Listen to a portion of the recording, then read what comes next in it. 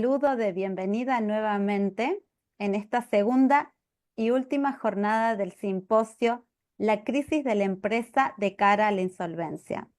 Nuevamente agradecemos la presencia de los asistentes que nos acompañan, especialmente a los disertantes, a la doctora Norma Álvarez por generar estos valiosos espacios de encuentro e intercambio internacional que nutren y enriquecen la formación profesional y docente en un mundo donde, a pesar de las distancias en el desarrollo de los países, existe un interés común en la evolución de la ciencia que resuelva problemáticas comunes del campo preventivo o del conflicto. Sin mayor preámbulo, vamos a dar inicio a la primer temática que nos convoca en el día de la fecha, los perfiles de la responsabilidad de los administradores y del órgano de control en la disciplina del Código de la Crisis. Diserta en esta oportunidad el doctor profesor Bruno Incitari, licenciado en Derecho por la Universidad de Roma, profesor titular de instituciones de Derecho Privado en la Universidad de Milán, Bicocca, Facultad de Derecho. También se ha desempeñado como profesor de Derecho Privado y de Derecho Civil en las universidades de Bolonia, Pavia y Macerata. Es abogado del Fuero de Milano, desempeña el cargo de liquidador y de presidente del Comité de Vigilancia de Múltiples Sociedades, como así también el cargo de administrador extraordinario, director de diversas revistas jurídicas y autor de múltiples publicaciones. Le damos la palabra, doctor. Colegas que tan afectuosamente nos han invitado a esta hermosa ocasión para profundizar en temas y modos de una manera comparada la evolución de la disciplina y de la jurisprudencia de nuestros países.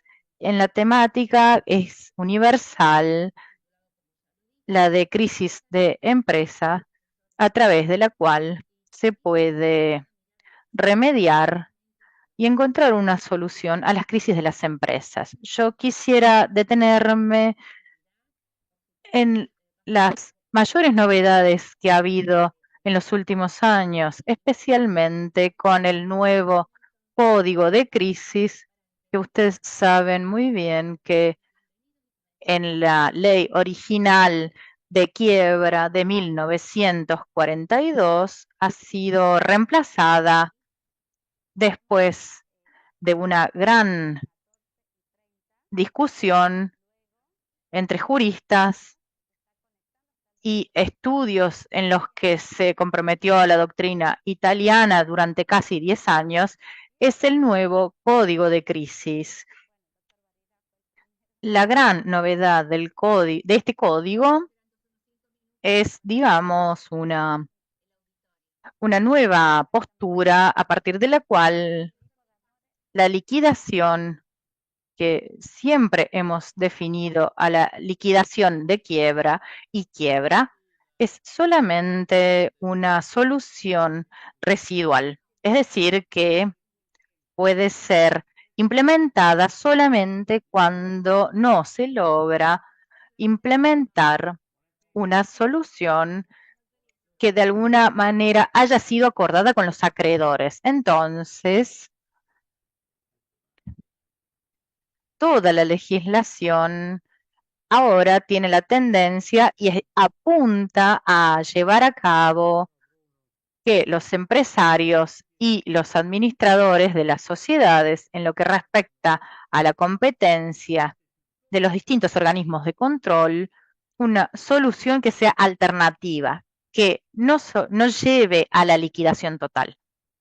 Si después de esta premisa es evidente que el primer deber de los administradores es, además de gestionar correctamente y de manera diligente la empresa, es identificar, según el tiempo, las situaciones en las cuales las empresas, digamos, en una situación de crisis para poder encontrar la solución que sea más adecuada.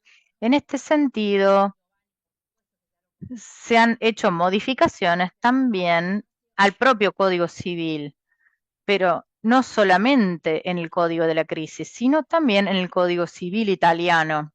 El artículo más importante que quiero citar es el artículo 2886 del Código Civil.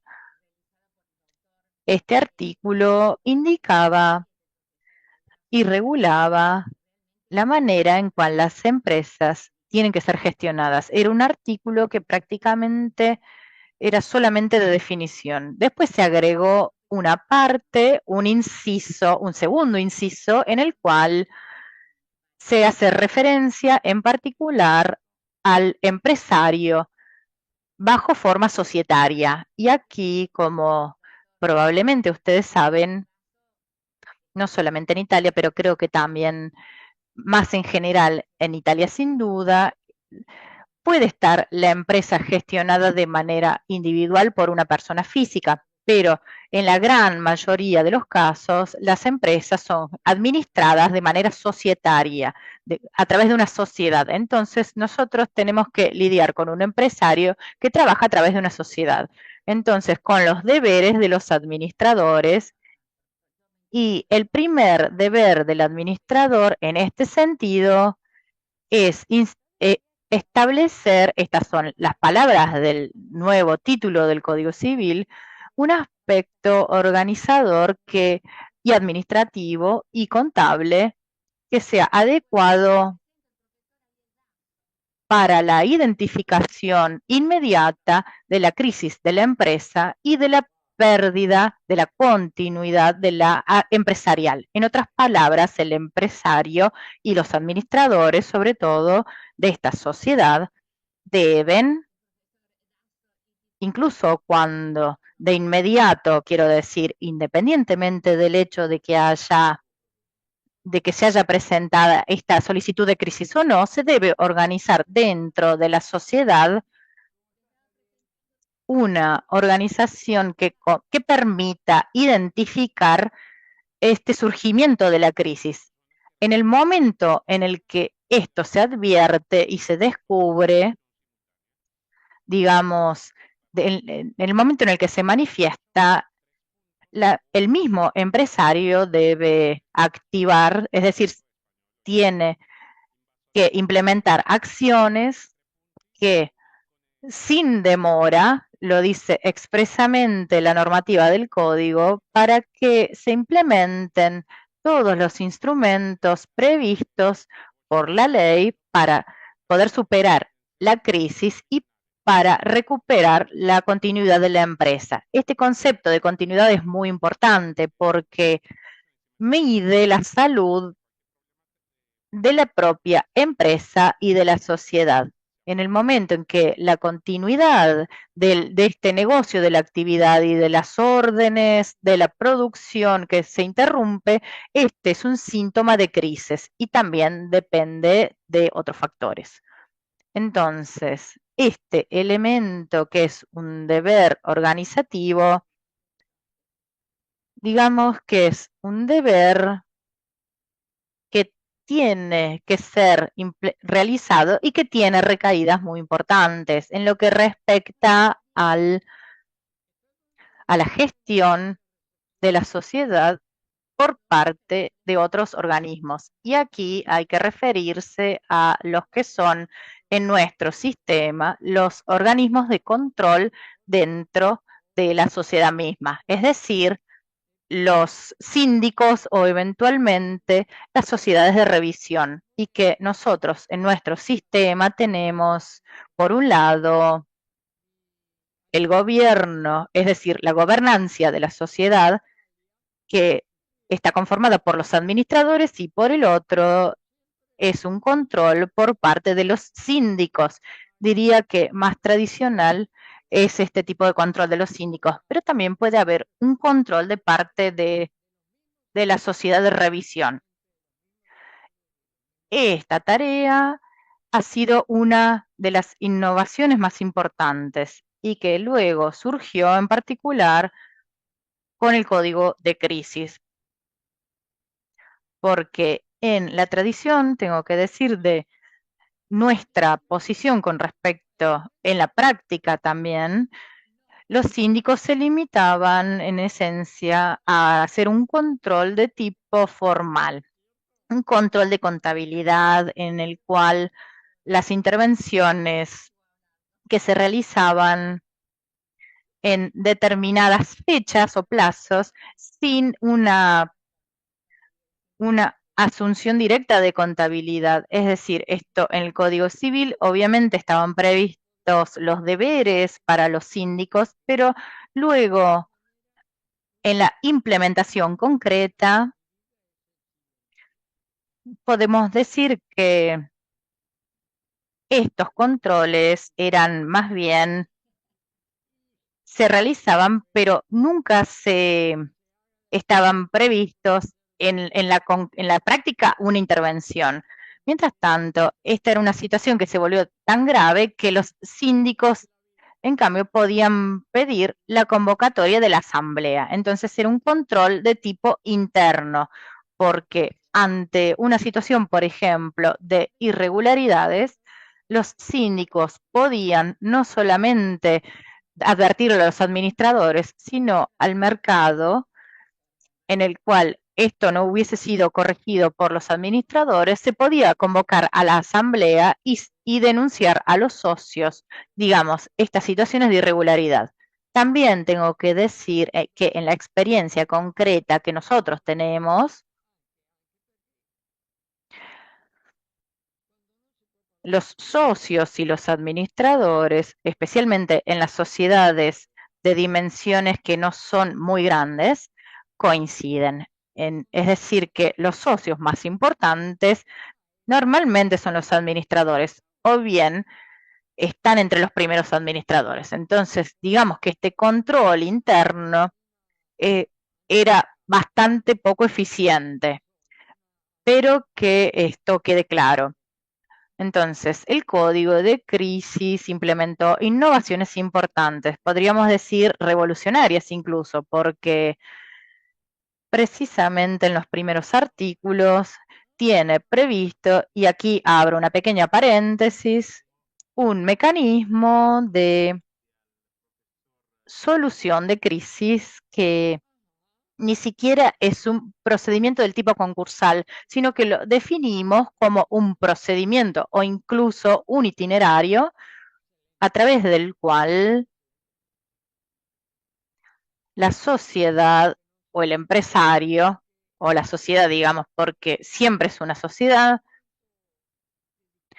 se compromete a tener una entrevista con los acreedores a través también de la nómina de un profesional experto que es nombrado por una comisión, digamos, por una lista, un número cerrado de sujetos que demostraron ser expertos en esta materia. Este experto, que no es un comisionado, es solamente un asistente que ayuda en las negociaciones eventuales para que haya, para llegar a un punto de acuerdo con los acreedores y tiene un rol importante. En el código de la crisis, entonces, se precede desde un punto de vista lógico y estratégico todos los procedimientos que se tengan que realizar por este lado, porque se supone que los administradores han podido descubrir a tiempo esta crisis y por lo tanto moverse en tiempo para solicitar que se nombre un experto e iniciar una entrevista con los acreedores, que luego esto puede llevar a superar o bien a una regulación de la crisis a través de, por ejemplo, una extensión de los plazos de los créditos o bien incluso de lo que nosotros definimos como una renuncia parcial a los créditos. Es decir, cuando hay una situación de crisis, los administradores de la sociedad podrían proponer tranquilamente a los acreedores un pago que se realice en 5 o 10 años o algo por el estilo. Los acreedores incluso podrían estar de acuerdo porque quizás es una solución mejor que una liquidación de una empresa en la que los bienes luego no valen mucho en el mercado. Entonces, esto podría ser más conveniente. O bien, podrían tener un interés en continuar o darle a los proveedores a la empresa, pero aceptar una renuncia parcial del nuevo crédito, por ejemplo, del 20, del 30 o del 50%, para que esto les resulte más conveniente que hacer directamente una quiebra, una liquidación.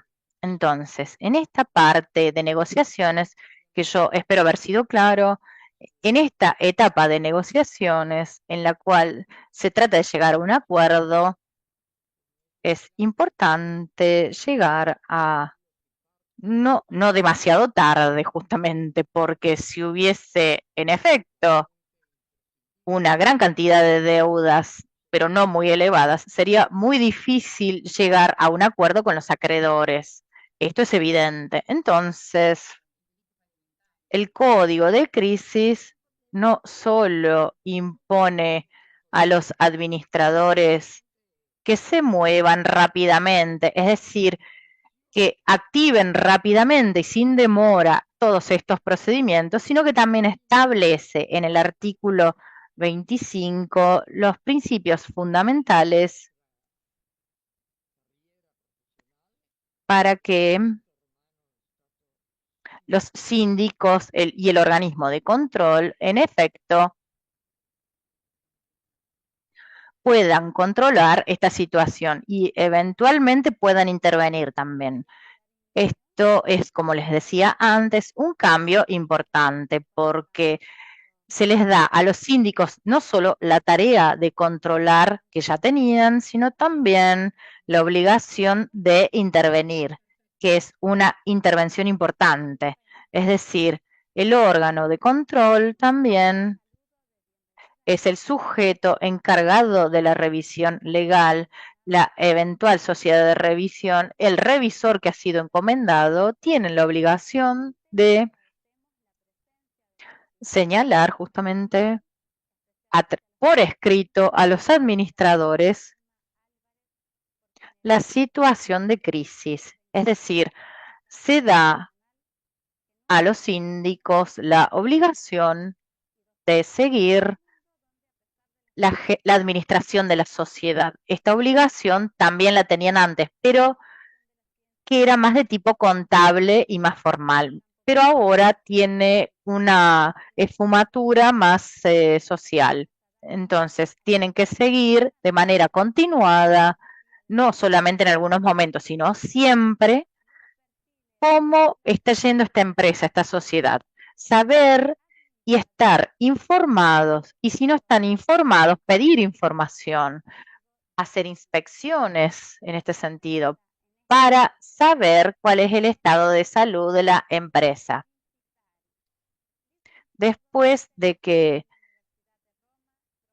ellos se dan cuenta de que la situación general de la empresa ha empeorado porque se interrumpió la continuidad de la producción, porque hay índices establecidos de manera muy precisos en los cuales no me puedo detener. El volumen de deuda es muy alto y la posibilidad de tener ganancias en la perspectiva, en el tiempo, es difícil que suceda. Es decir, las ganancias que se obtenga van a ser insuficientes con respecto al volumen de los costos y de gastos que se sabe que están previstos, es decir, con una proyección hacia el futuro, ellos tienen, los síndicos o el organismo de control, tiene el deber de señalarlo a los administradores. Es decir, que tiene que ir a hablar con los administradores y decirles, esta es una situación de crisis. Quieren que, en qué les presenta este problema y en el código se señala la crisis, se establece cómo se debe informar esto. Tiene que ser por escrito, no puede ser solamente con una entrevista, con una llamada telefónica, sino que tiene que hacerse por escrito esta solicitud y tiene que estar justificada. Y también hay que explicar por qué está esta indicación, es decir, los motivos por los que se informa esta situación. Además, el código establece que no solo se debe hacer por escrito, sino que también hay que transmitirla a través de medios que puedan probar la recepción, es decir, que se llegue a una notificación efectiva a través de nuestro sistema de correo electrónico certificado en Italia. Nosotros lo llamamos PEC por las siglas en italiano. A través de este medio hay una especie de, de recepción, de notificación de que se recibió la comunicación. Entonces, esto tiene que dárselo, los síndicos tienen que darle esto a los administradores y el tiempo no puede ser superior a 30 días para responder esto. Y en esos 30 días los administradores deben informar en base a cuál iniciativa quieren llevar a cabo. Entonces, este elemento que les expliqué para saber cómo se realiza, los administradores por un lado y el organismo de control por el otro tienen un deber fundamental de intervención. Si esta intervención no se realiza y después ocurre, por ejemplo, la insolvencia y la liquidación judicial, es decir, la que siempre hemos llamado quiebra, en este punto los resultados tanto de los administradores y de los síndicos están muy claros. Si Si está son muy claro extremadamente esto, claros, se se vuelve, vuelve digamos, posible una para el posibilidad para curador de el interventor la quiebra y, la en mi opinión, quiebra también para los y también terceros. se puede intervenir. Se puede obrar contra los administradores y contra los auditores, porque entonces ellos van a ser los responsables de la falta de intervención inmediato. Es como si fuera un médico que va demasiado, corre demasiado o cuida demasiado tarde el paciente o incluso no lo atiende. Entonces, aquí hay otra innovación importante que fue hecha eh, en nuestro sistema de responsabilidad de los administradores y de los auditores. ¿Por qué digo responsabilidad de ambos?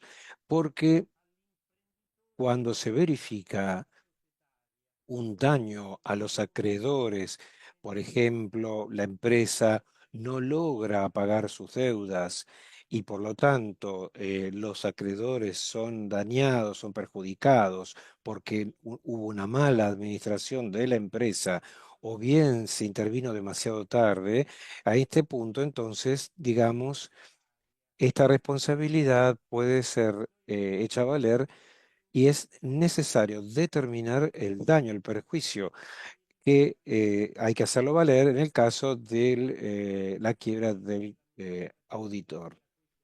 Es decir, como acción de responsabilidad para reintegrar el patrimonio destinado a los acreedores.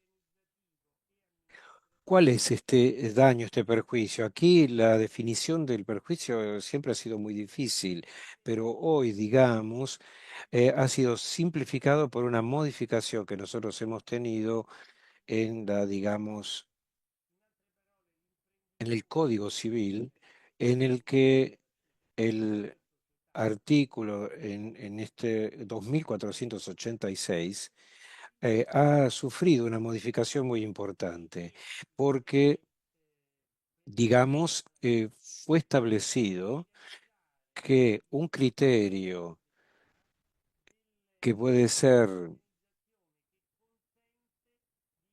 realizado teniendo en cuenta aquello que es el balance entre activos y pasivos de la misma quiebra. Aquí se dice que los administradores s- son responsables s- todos juntos, solidariamente, de los perjuicios provocados sobre la empresa, en violación justamente de sus obligaciones. Una vez que es aceptada esta responsabilidad, si no se logra dar otra prueba, por ejemplo, si se demuestra que los administradores justamente malgastaron los bienes, entonces aquí hay que evaluar cuáles son esos bienes, si se ve que se quedaron con una parte de los recursos, esto va a ser justamente otro tipo de responsabilidad que se une a las otras. Pero ¿qué sucede si los administradores, y este es el punto importante, han verificado que había un estado de crisis, que por lo tanto se había perdido el capital social de la empresa, es decir, ya no había un capital social requerido por la ley, o sea, se había realmente perdido, y a esta altura de las cosas, y de todos modos siguieron con las actividades.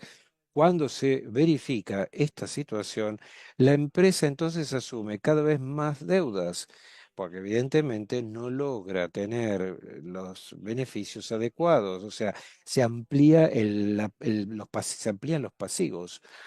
Este ampliamiento de los pasivos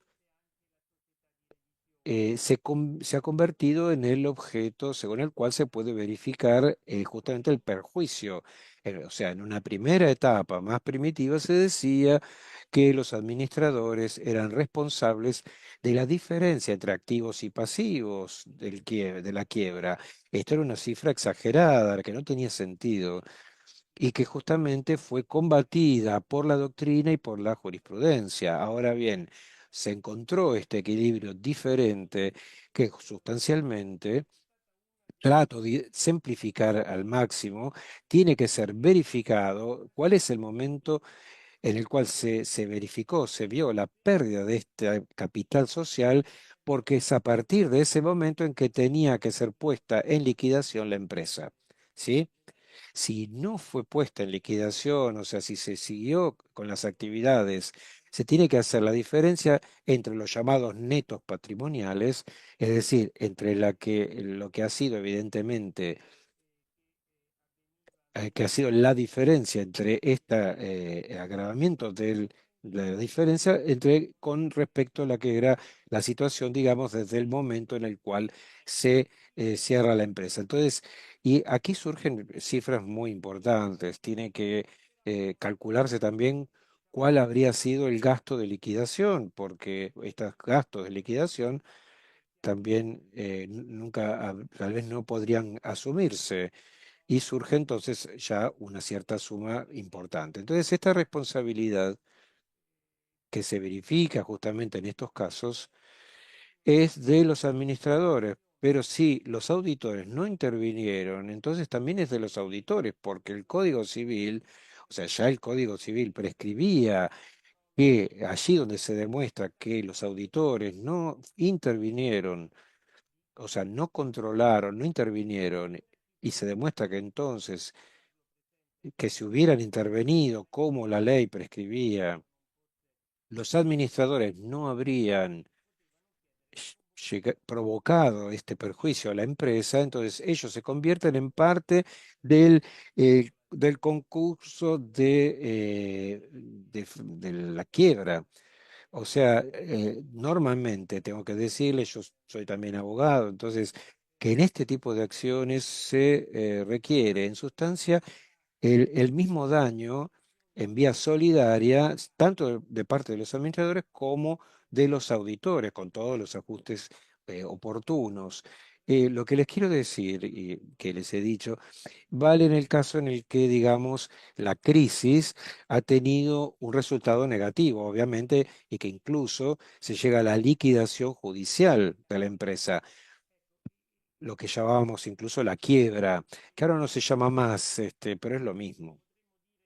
Les tengo que decir también que con estas nuevas reglas, estas nuevas normas, disciplinas, también hay otra posibilidad, es decir, Disculpe, ha superado su tiempo. bueno, terminó mi tiempo, discúlpenme, pero había terminado también el argumento, quería simplemente agregar algo, pero va a ser demasiado complicado, les agradezco mucho, espero que haber sido claro y fue una hermosa ocasión de poder hablar con ustedes. Chiarissimo, grazie Muchas professore. gracias, profesor, muy claro, gracias a ustedes. Muchas gracias. Continuamos con la presentación. Brian Nibol en esta oportunidad la realiza. Vamos a seguir con el segundo tema. Eh, Tenemos al doctor Estacio y el doctor Inverti. El tema que nos trata es la transferencia de la empresa en los procedimientos de crisis, el perfil desde el derecho comercial y el perfil del derecho laboral. Paso a hacer la presentación conjunta. El doctor profesor Vicencio Estacio es doctor en Derecho Comercial por la Universidad Católica de Milán. Es profesor titular de Derecho Comercial en la Universidad de los Estudios de Bérgamo, inscripto en el Registro de Abogados de Milán. Es uno de los docentes fundadores del doctorado en Ciencias Jurídicas y el doctorado de Economía y Derecho de la Empresa, ambos de la Universidad de Estudios de Bérgamo. Encargado de la redacción de la revista Banca, Bolsa, Título y de Crédito. Y ahora paso con el doctor Inverti. Es doctor en Derecho de Trabajo y Relaciones Industriales por la Universidad Católica del Sagrado Corazón de Milano, magíster en Ciencias del Trabajo por la Universidad del Estudio de Milano, profesor titular de Derecho Laboral de la Universidad de los Estudios de Bergamo, delegado del Rectorado por el Derecho al Estudio. Gracias. Entonces, agradezco a los organizadores del evento, en particular a la profesora Álvarez y también para poder exponer aquí. Eh, Aquí voy a hablar de los elementos más importantes en el ámbito de crisis de empresas según la perspectiva del derecho comercial a la luz del derecho italiano. En mi aporte se agrega la exposición del colega Inverti, que en cambio se ocupará de los aspectos que tienen que ver con el derecho laboral que conciernen este complejo fenómeno.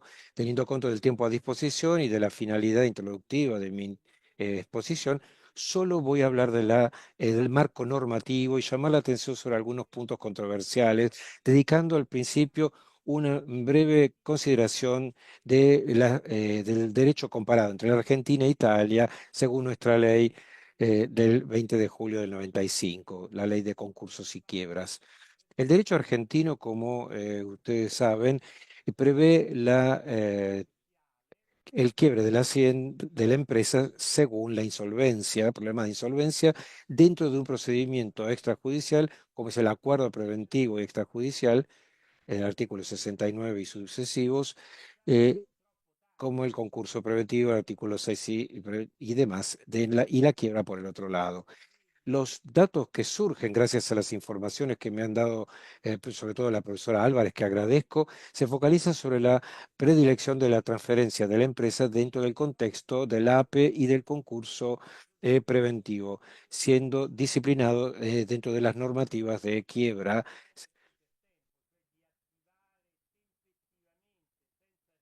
Allí donde la transferencia se puede dar con la previa autorización del tribunal a través del recurso a la subasta o iniciativas privadas, conservando y preservando los intereses de los acreedores y también de los trabajadores para que no pierdan su trabajo. De aquí la posibilidad de crear cooperativas de trabajo. En la disciplina italiana, en cambio, la empresa, el complejo de bienes organizados por el empresario para el ejercicio de la empresa, encuentra una específica consideración dentro del derecho común, que es la transferencia de la empresa in bonis.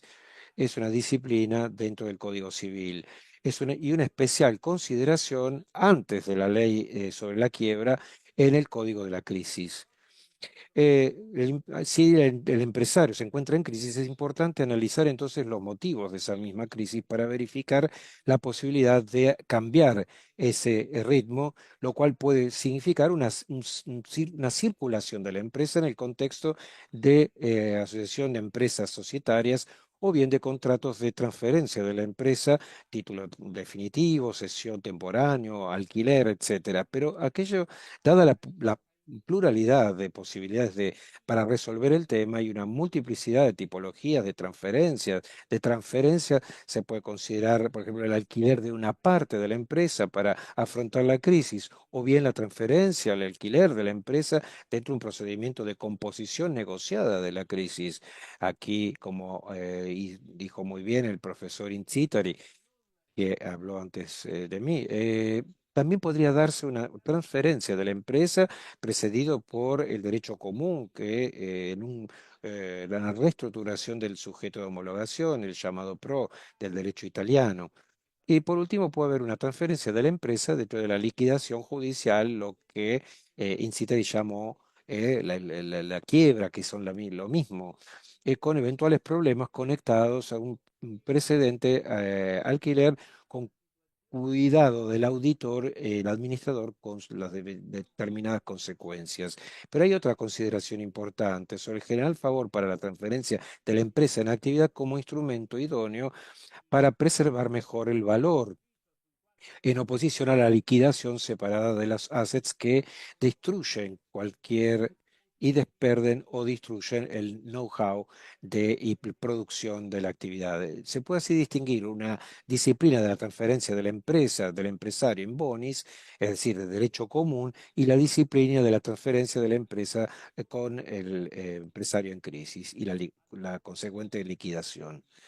En la disciplina de derecho común, el artículo 2560, según el segundo apartado del Código Civil, implica la responsabilidad de quien adquiere la empresa hacia terceros por las deudas que resulten de las escrituras contables relevantes.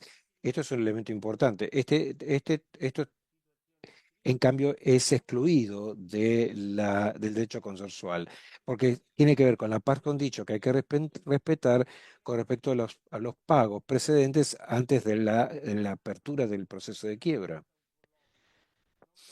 No por nada, uno de los elementos importantes de esta composición del estado de la crisis, eh, si bien teniendo en cuenta todos los derechos que tienen que ver con los trabajadores y demás, es la posibilidad que el empresario le pida al tribunal, en aplicación del artículo 22 del Código de Crisis, verificada la funcionalidad de los hechos eh, para garantizar la continuidad y favorecer a los acreedores, en el caso de una verificación positiva, autorizar al empresario a trasladar la empresa de cualquier manera sin esos efectos de responsabilidad de quien la adquiere según los problemas anteriores previstos por la ley. Pero el tribunal tiene que dictar medidas que considera oportunas, teniendo en cuenta las instancias de la parte interesada para tutelar a las empresas involucradas en este proceso. Y aquí surge entonces un debate para ver cuáles son los puntos admisibles para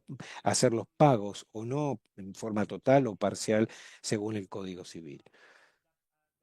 La autorización del artículo 22 para los efectos del artículo 24, o sea, los efectos de la transferencia de empresas se conservan entre los sucesivos procedimientos concursuales del derecho italiano, el acuerdo de reestructuración con el plano de reestructuración PRO, según los artículos del Código Civil, la liquidación judicial, la administración extraordinaria, la concordancia simplificada del patrimonio,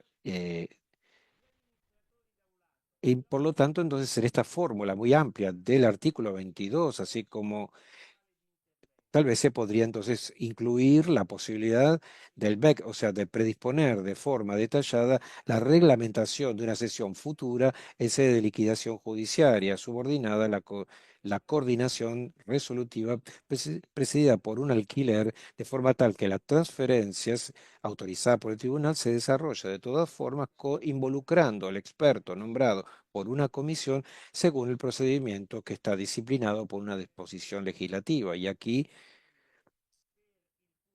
en el boceto, justamente hay algunos, justamente, sentencias de la Corte de la Unión Europea, incluso de los últimos años, que subrayan este aspecto del control del delegado. Y aquí entonces me limito simplemente a enunciar un elemento. Uno de los elementos de la competición en la elección de quien adquiere la empresa, uno de los elementos que requiere el mercado son las posibilidades de tener éxito en la nueva inversión para relanzar la empresa, que justamente tienen que ver con la reserva con la cual se adquiere la empresa. Aquí la falta de competición entre quien ofrece y quien adquiere podría ser visto como una señal de una compromisión para el futuro de la empresa, o bien, como sucede, es un peligro que, y si esto está, pueden permanecer escondidas sin ser advertidas solo por quien adquiere la empresa previamente seleccionado. O sea, son elementos muy delicados que hay que tener en cuenta. Tomando los temas generales del derecho de la empresa, el derecho empresarial de la crisis, hay que recordar que la disciplina vigente actualmente del Código de Crisis explícitamente prevé la continuidad de la empresa indirecta, o sea, per- que admite que el plan concordado haga que se pueda retomar la actividad por sujetos diferentes de los deudores. Por lo tanto, esta puede ser derivada en distintas empresas con carácter también de alquiler estipulado anteriormente según los recursos que se puedan presentar. Por lo tanto, aquí hay una centralidad de nuestro instituto dentro del código de la crisis. Un primer tema controversial es la noción de empresa o el perímetro de la empresa. La empresa no coincide con su patrimonio, esta constituye el fruto del emprendedor, del empresario, con las actividades que ha realizado, no necesariamente a título de propiedad, los bienes que justamente se dan dentro de la actividad de la empresa. La tesis dominante del derecho comercial es que la empresa esté comprendida solo por bienes y que los otros elementos patrimoniales son regulados por el Código Civil, los artículos 2558, 59 y 60, ya que acompañan a las empresas en ejercicio, pero no son elementos esenciales de la misma.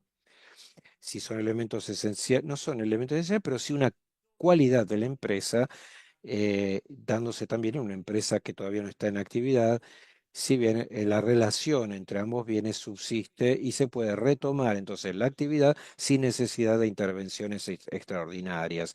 La empresa puede descomponerse en ramas, en brazos, en ramos y puede justamente delimitar la producción de determinados bienes en acuerdo con quien compra la actividad. Un elemento de nivel inferior es la compra de bienes o créditos o singulares, o cada uno de los bienes que integran la composición de la empresa y que no implican la transferencia necesariamente. De aquí la pregunta entonces si la noción de parte de la hacienda es unitaria o se da una segunda de la disciplina del derecho comercial o del trabajo en base al artículo 2112 del Código Civil, del cual se está indagando la aplicación. Entonces, al centro del derecho comercial hay una especie es el tema del contrato pendiente. No voy a afrontar este argumento con respecto a los contratos de trabajo que la empresa tiene, porque hace parte de una disciplina específica porque de esto va a hablar el profesor Inverti. Bien, aquí Doctor, ya es bueno estamos en tiempo. recordar, bueno, entonces, dado que tengo muy poco tiempo, voy a hablar de la cláusula de la cesión que van incluidas dentro de la cesión de Hacienda por parte de la liquidación judicial, pero me voy a limitar al texto escrito.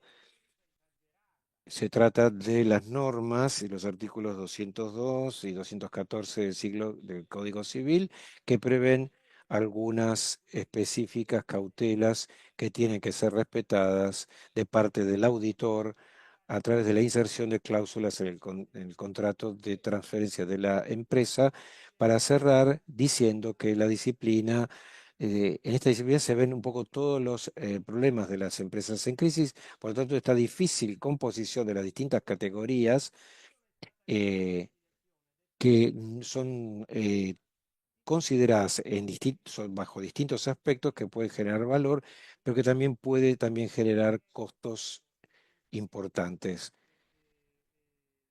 Por lo tanto, otro tema sería el de la tutela de justamente del nivel ocupacional. En el tiempo justamente de la introducción extraordinaria se ve en el conflicto con los intereses de los acreedores concursuales. Por lo tanto, eh, indicando un poco estos problemas de gran importancia que he tratado solo de delinear de forma muy breve, espero espero que haya sido comprensible. Cedo la palabra a mi colega. Buenas tardes a todos. Agradezco la invitación. Sé que tengo 10 minutos a disposición, así que voy a tratar de ser muy rápido. Preparé algunas diapositivas que están a su disposición y ahora les comparto. Es, en esencia, mi intervención que tiene que ver con el traslado de la empresa con la continuidad nacional. En la medida en que el derecho el derecho de trabajo italiano y cómo se concuerda. El dato, de hecho, es que la ley de 1942 tenía una posición que en esencia no tenía en cuenta para nada la continuidad ocupacional. El único interés era que fundamentalmente el interés de los acreedores. Incluso los trabajadores eran protegidos en la medida en la cual se protegía el crédito y los trabajadores eran asistidos por el privilegio. En este sentido, el código de crisis realiza una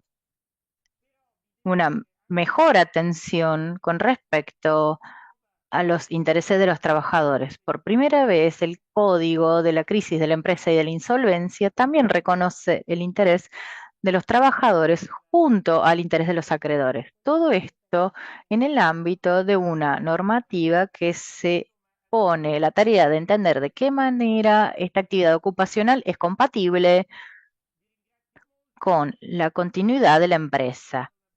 En otros términos, ¿en qué medida la transferencia de la empresa permite el saneamiento de la empresa, la continuidad de la actividad productiva y al mismo tiempo la continuidad de la ocupación laboral?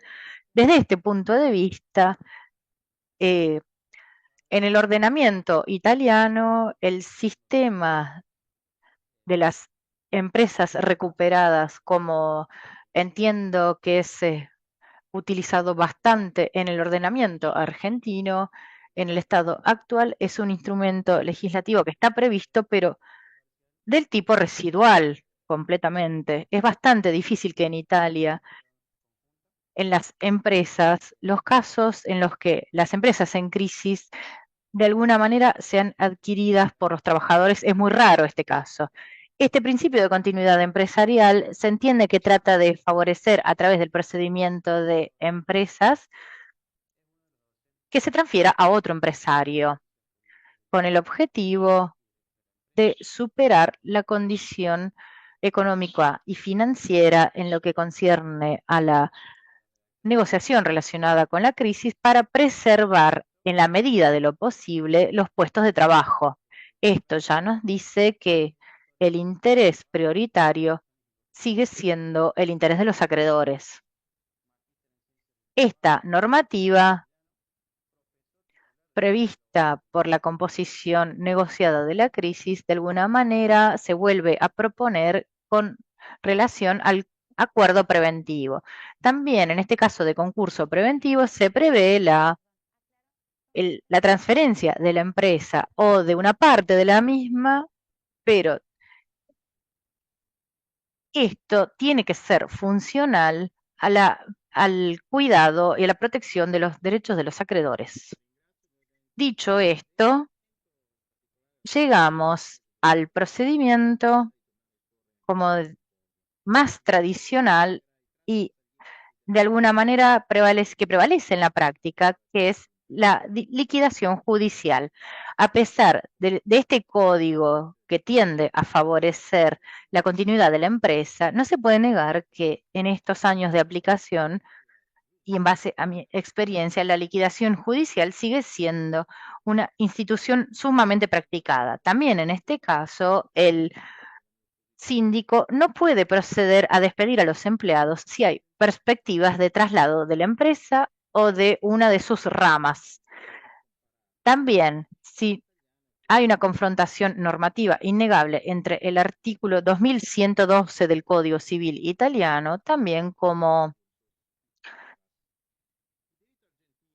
modificado a la luz de la directiva europea. Este artículo dice que cuando hay una transferencia de empresa, las relaciones del trabajo siguen como si nada entre el cesor y el cesionario. ¿De qué manera esto es compatible con el cuidado con la protección de los acreedores en este proceso, donde potencialmente y no frecuentemente una parte de la crisis esté determinada por el hecho de que también el costo del trabajo ha sido un elemento que contribuyó a las dificultades de la empresa? Bien. La Corte de Justicia Europea permitió revisar este artículo en los casos en los que haya un procedimiento, un juicio de quiebra o de procedimiento de insolvencia similar, el proceso al cual está sometido el cedente y que tenga que liquidar sus bienes, este procedimiento se realiza bajo el control de una autoridad. En estos casos es admisible derogar a algunos perfiles de cuidados de trabajadores que son inderogables en los casos en los cuales hay una transferencia de empresa entre una empresa o dos empresas que no tengan incumplimientos. Esto ha sido objeto de consistente contencioso entre quienes afirman proteger los intereses de los acreedores y derogar tanto la continuidad de las relaciones y la responsabilidad por los créditos, y para quienes afirman que es necesario cuidar, salvar lo que se pueda salvar. Esto significa que en el caso de que sea necesario, hay que prever no la transferencia integral de las relaciones de trabajo y no la protección integral de los créditos de los trabajadores. En este sentido, la Corte de Justicia Europea diferenció entre juicios de liquidación y procedimientos para la continuidad de la actividad, o bien procedimientos del tipo no liquidatorios. De alguna manera, esto se puede encontrar una referencia legislativa y también del tipo de la jurisprudencia en las diapositivas. Se puede llegar a la continuidad de todas las relaciones laborales solo en el momento en el cual se está en presencia de un procedimiento del tipo liquidatorio, especialmente si es una liquidación judicial. Se planteó este problema, pero con referencia a distintos ordenamientos. ¿Qué es un procedimiento del tipo liquidatorio? Es decir, que para que haya liquidación no debe haber ninguna continuidad de la actividad empresarial. Después de una primera orientación que protegía mucho más a los trabajadores, pero considerado poco pragmático, que si había cualquier tipo de continuidad de la empresa, el cesionario debe adquirir todas las relaciones laborales que había tomado el cedente anteriormente. Más recientemente, la Corte de Justicia se abrió el hecho de que también, si había una continuidad parcial en el ámbito de un procedimiento de este tipo, esto permite en la cesión solo de una parte de estas relaciones de trabajo. Y concluyo rápidamente, estos elementos aún hoy son fuertemente tensionales, digamos, entre quienes se encargan de derecho laboral y el concurso. Para quienes tienen que darle la prevalencia absoluta al cuidado de la protección de los acreedores y por lo tanto tiene que ser admisible conservar una parte de la empresa solo con una parte de las relaciones de trabajo. Para los laboristas, la prevalencia debe ser la de la continuidad del tipo ocupacional. ¿Cómo se llega a menudo en la práctica a una solución en esta cuestión?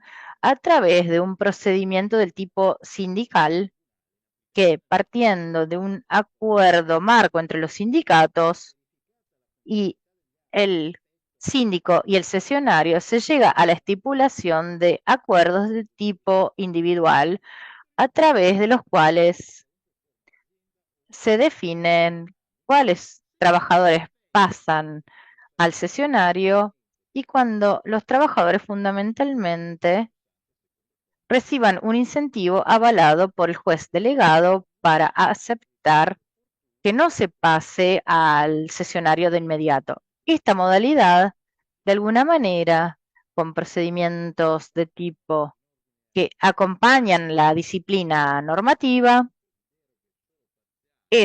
ahí se protege la cesión de la parte de la empresa que se considera que todavía es productiva. También para el cesionario, porque no quiere tener demasiadas limitaciones heredados de la gestión anterior. Este procedimiento es muy complejo y es mediada por las organizaciones sindicales y que en algunos casos da lugares a contenciosos de tipo judicial.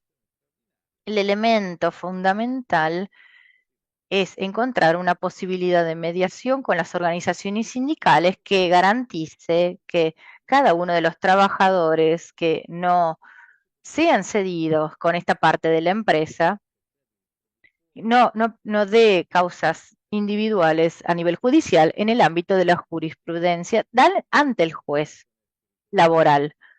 Entonces, como ya en el año 67 se identificaba esto en el ámbito de los procedimientos italianos y esto es siempre muy complicado encontrar un punto de equilibrio entre el interés de los trabajadores que continúe esta relación laboral y el interés de los acreedores de maximizar Doctor, se le acaba la el masa que hay tiempo. que subdividir. Bien, así concluyo. Así podemos decir que hoy el cuidado de los intereses de los trabajadores recibida parcialmente, a la luz también de los últimos decretos, queda absolutamente prevalente el cuidado de los intereses de los acreedores. Así que el cuidado de los acreedores se permite mientras no dañe el cuidado de los intereses de los trabajadores. Les agradezco por la invitación y por la atención y estoy a su disposición. Gracias. Voy a presentar al doctor profesor Gianluca Guerreri. Él es doctor en Derecho Comercial por la Universidad Luigi Bocconi de Milano, profesor titular por el Departamento de Ciencias Jurídicas y la Escuela de Jurisprudencia de la Universidad de Bolonia, codirector y miembro de numerosas revistas científicas, autor de múltiples publicaciones nacionales e internacionales en materia de derecho societario, bancario y empresario. Desarrolla su actividad profesional como abogado inscripto en el Foro de Bolonia. Él nos va a hablar de los deberes de los administradores de la sociedad en crisis. Le doy la palabra.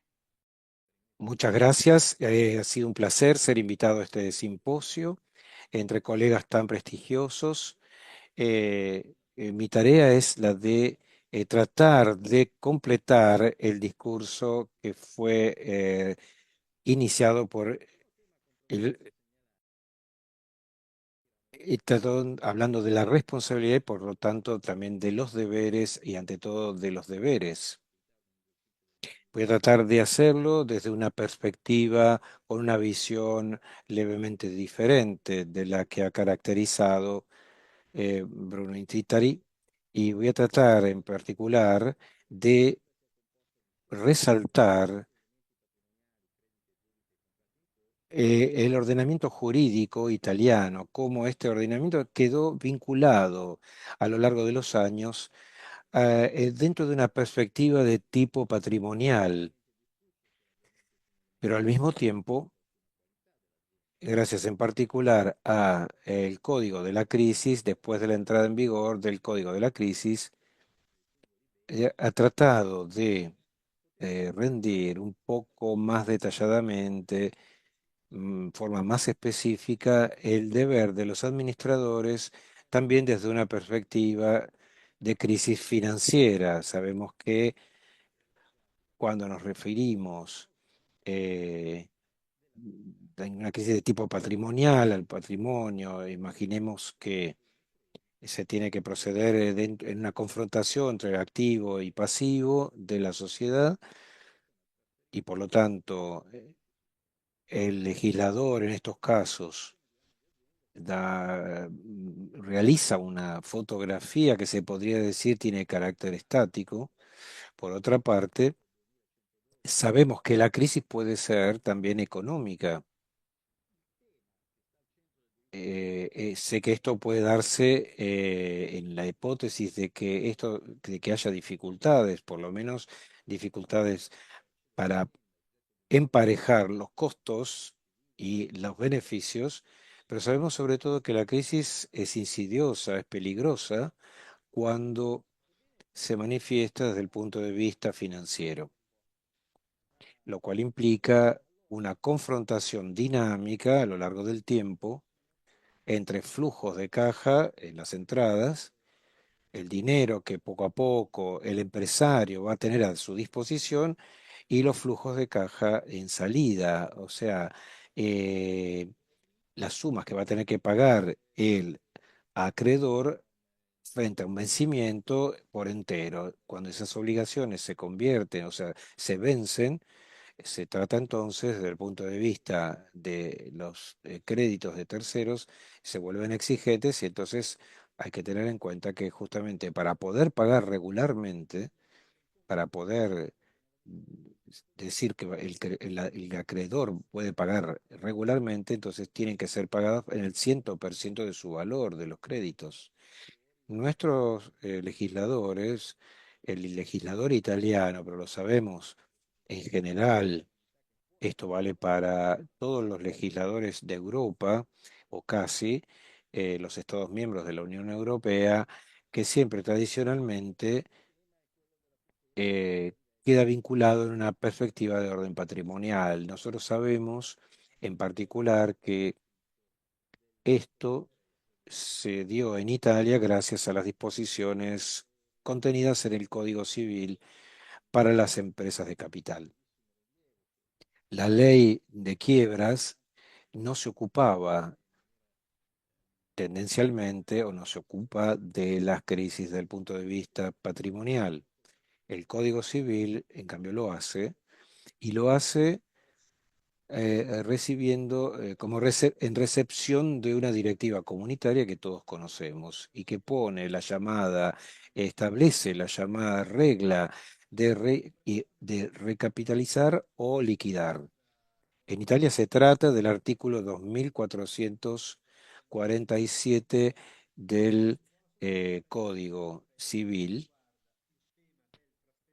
el Código Civil italiano. Ustedes sabemos que el artículo precedente del Código Civil italiano se refiere al caso en el que el capital original se haya perdido a causa de un tercero, y en esta hipótesis la pérdida de más de un tercio del capital, el artículo 2447 establece que si además el patrimonio de la empresa está por debajo del mínimo legal de capital, se tiene que entonces convocar una asamblea para reducir el capital y aumentarlo de nuevo, posibilidad de justamente recapitalizar, o bien si no realiza la transformación de la empresa, proceder a la liquidación de esa empresa.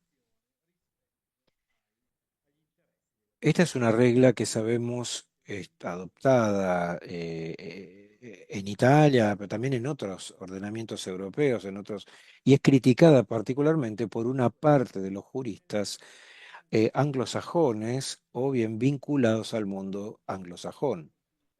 Por otra parte, un jurista italiano de la escuela boloñesa, Luca Enríquez, junto a Jonathan Messi,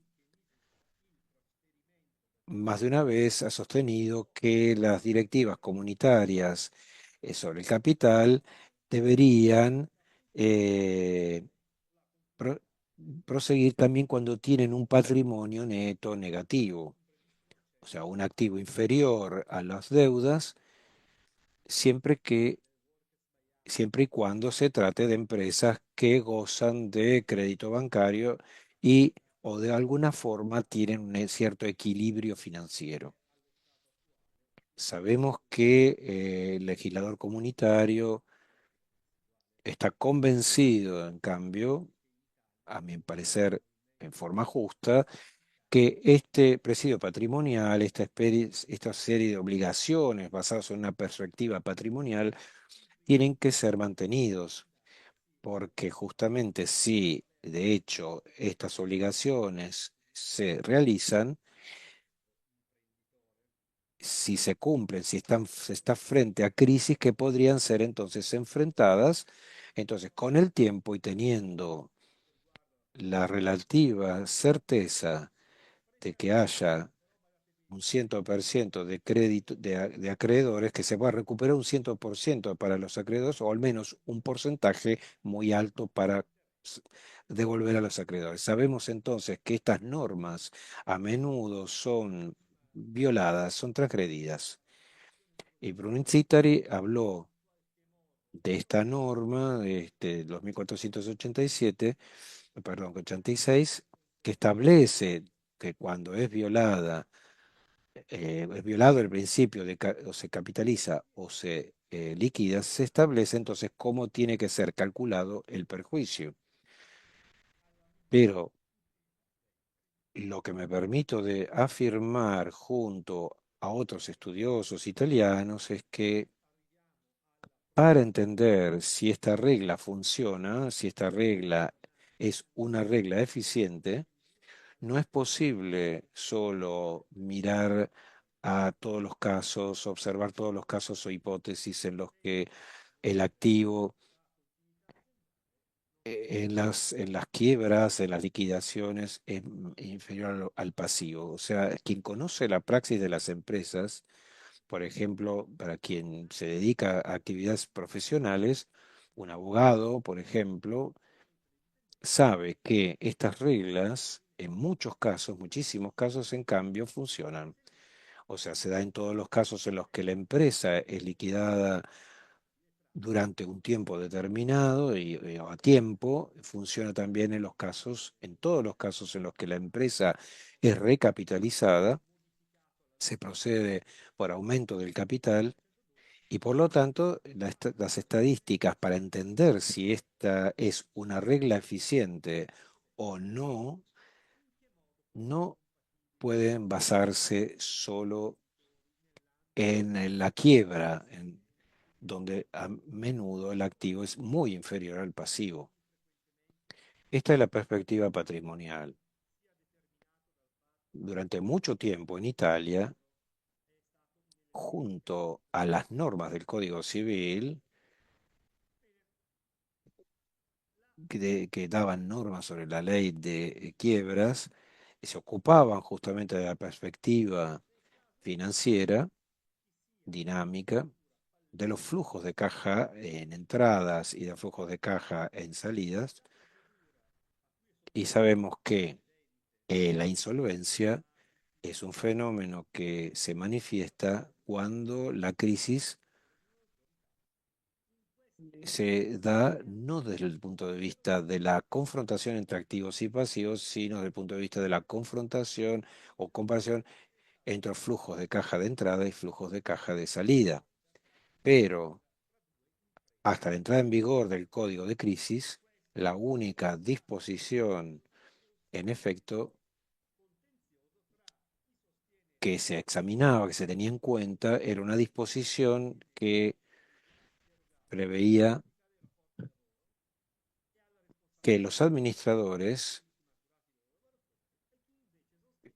debían considerar, se debían considerar culpables y en particular y ser considerados incluso responsables de las bancarrotas y se habían agravado el desastre absteniéndose justamente de pedir la quiebra. No habían pedido la quiebra y por lo tanto esto había llevado al desastre.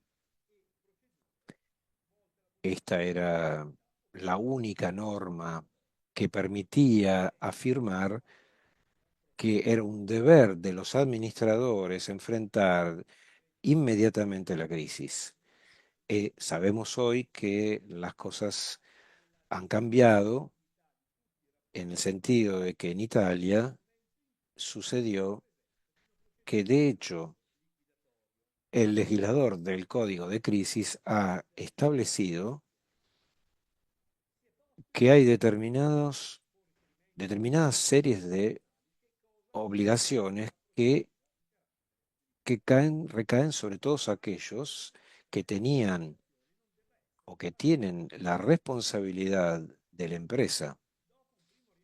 Particularmente han quedado las normas que prevén el reato de quiebra con retraso por no haber pedido no haber pedido a tiempo la quiebra, pero se agregaron muchas normas con un contenido muy específico, no solo cláusulas generales de tipo estándar, sino reglas en parte de contenido analítico puntuales, rules, para usar el lenguaje anglosajón, que en gran parte están contenidas, además que en el artículo 2086 del Código Civil, del cual ya habló Brunzitari, al artículo 3 del Código de la Crisis, en el que se dice que las medidas y las estructuras para superar la crisis, por otra parte, tienen que permitir verificar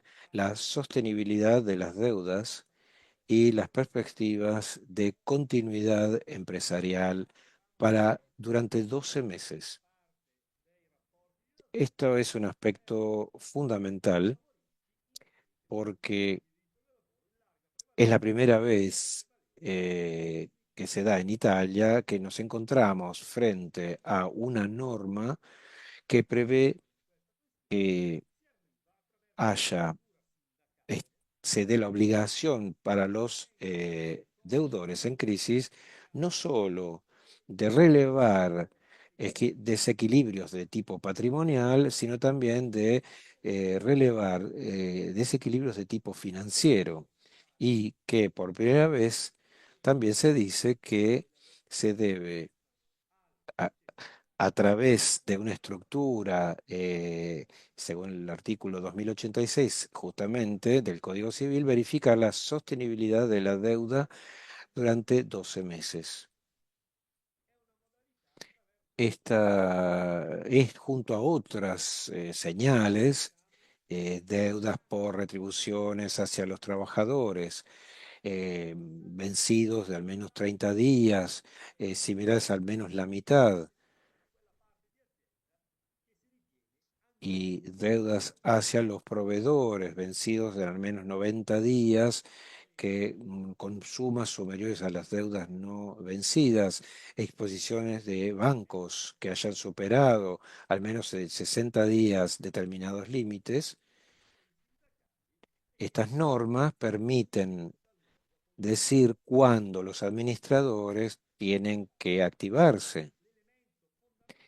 Evidentemente, eh, establecer cuándo los administradores tienen que ponerse en marcha, y es importante esto porque sabemos que si los administradores hacen surgir inmediatamente la crisis, todos las coordinaciones, se puede tal vez llegar a resultados mejores, o bien recuperar la empresa, o no necesariamente en las manos del mismo empresario, o hacer que de alguna forma los acreedores tengan un tratamiento mejor. El tiempo a mi disposición casi terminó, por lo tanto, no hay forma de tratar detalladamente cuáles son las series de procedimientos que se pueden seguir, que pueden seguir los administradores, y que a veces ustedes tienen que seguir sobre la base del criterio.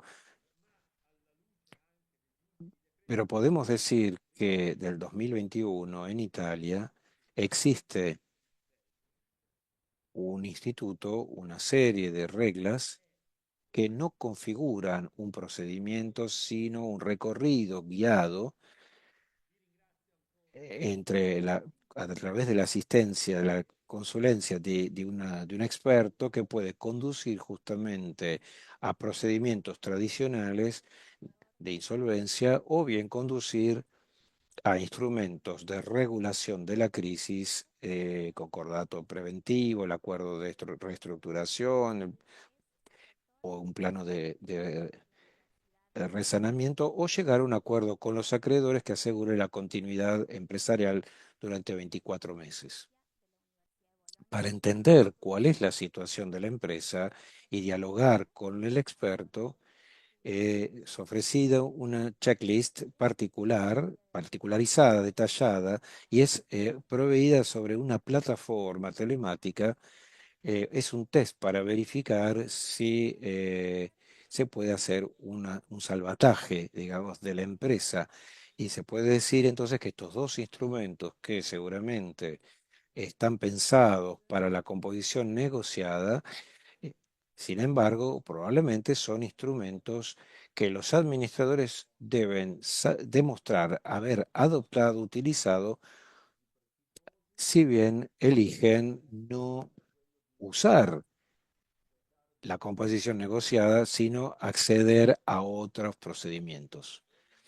Y hoy podemos pensar que la responsabilidad de los administradores puede, por lo tanto, darse también cuando la empresa no viola el artículo del Código Civil que pone las reglas de recapitalizar, hay que recapitalizar o liquidar, si los administradores no se activan, aun cuando la empresa está en equilibrio patrimonial, si no activan ese test, esa checklist, porque permite decir entonces que hay una crisis financiera.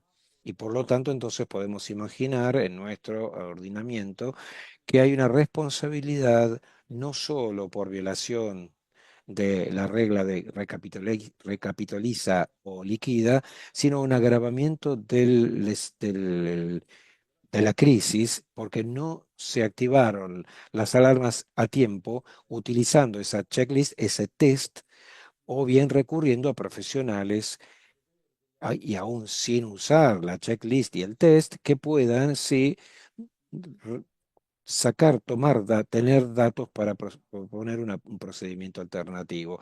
Les agradezco mucho y escucharé con mucho gusto los otros oradores.